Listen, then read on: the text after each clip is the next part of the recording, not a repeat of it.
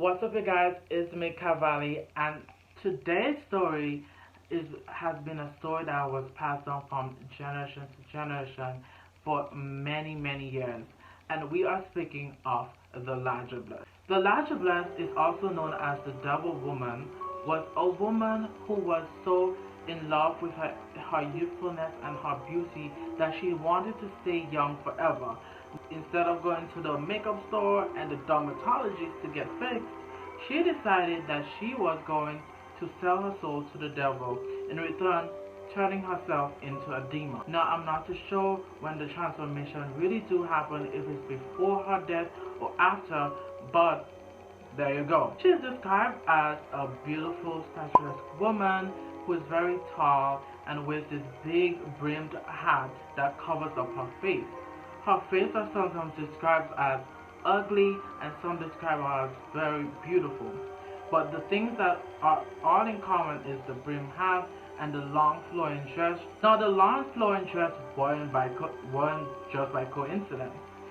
She wore the dress because she carried with her a cow hoof and a human leg. Yes, crazy. It has been said that she was found along rural areas, isolated areas, along the woods, along the roads, and so forth.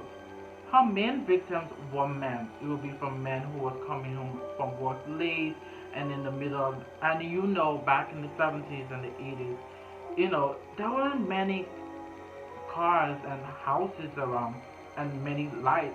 So it would be really, really, really dark. And those men who was coming home late from work, or they were coming home from a night out, they will encounter this being by the side of the road, and they will become seduced by her. After becoming seduced by her, she will take them into the wooded area.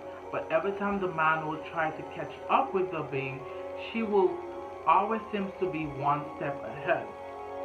And now, after following the Larger Bless for some time, it will be said that she will show them her true colors, where she would break the neck. In other stories, they would say the men would get lost and start wandering around and fall to their death. Now, a lot of people may wondering, how can you resist her temptation and how can you get home safe?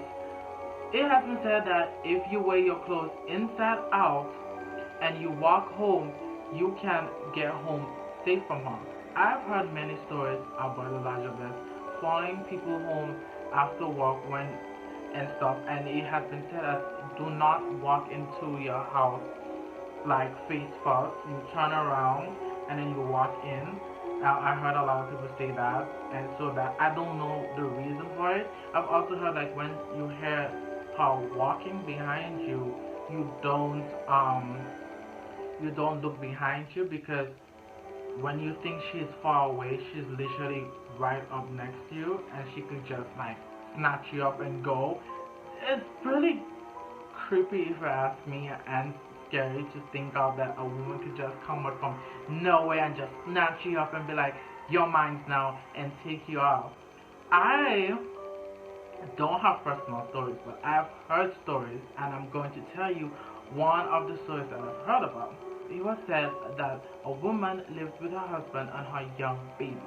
They lived in a rural area, like I said, Large Bless like rural areas, and they lived in this rural area, and it was raining and storming like crazy that night.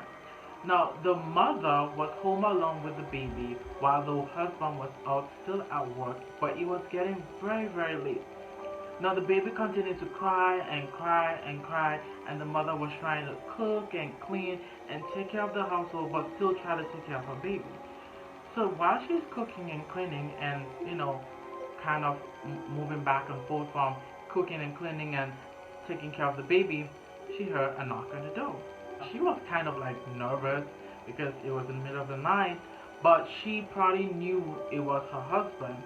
So she slowly went to the door, opened it up, but to be surprised by this tall woman standing in front of the door. The woman was hiding her face, the mysterious woman, we'll call her the mysterious woman. She was hiding her face, but she talked in such a soft and welcoming tone and she was telling the woman to let her in because of the rain, and it's been raining, and when the rain is done, she'll be on her way.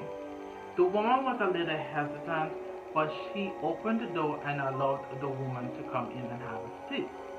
The woman was instantly like attracted to the baby, and she was like, "Oh, you have a baby?" And the mother replied, was like, "Yes," and she continued to go ahead and cook and take care of the home and so forth. Now the woman and the mysterious woman was having conversations back and forth and so forth when the baby starts to cry.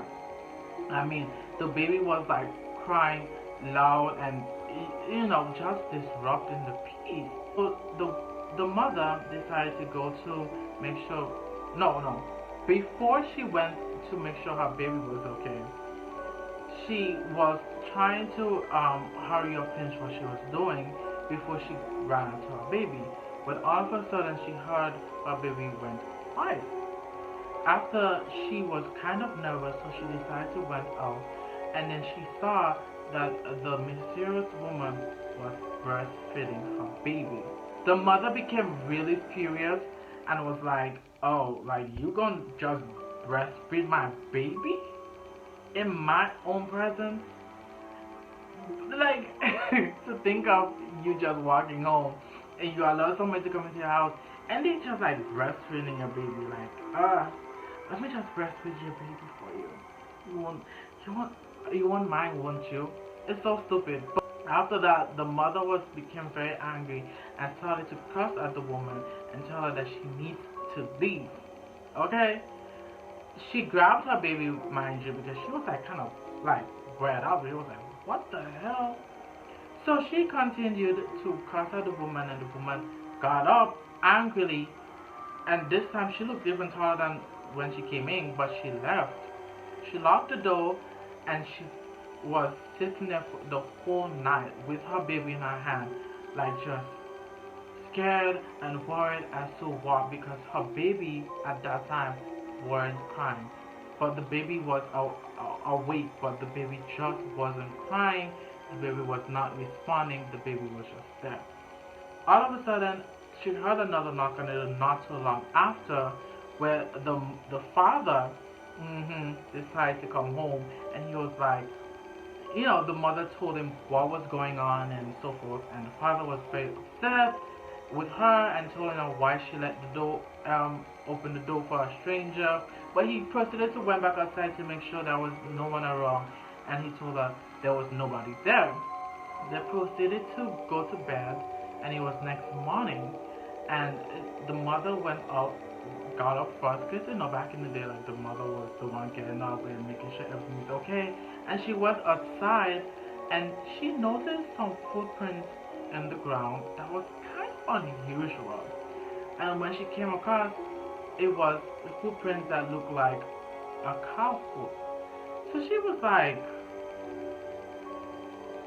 that's when she kind of like clicked, and she realized that, hold on a minute, it wasn't a woman that visited us that night, it was Elijah Bliss. So yeah, you guys, like, I hope you guys enjoyed that story and enjoyed the little folklore. There's so many other like creepy stories about the Elijah Bliss that I have heard, and it's like when you hear people actually talk about it, it's like kind of creepy. But in this new era, a lot of folklore are really dying out. It's not as popular as before. But I hope you guys enjoy it, and I hope you guys enjoy the story, and also for make sure you like and subscribe, and I'll see you guys in the other one. Bye.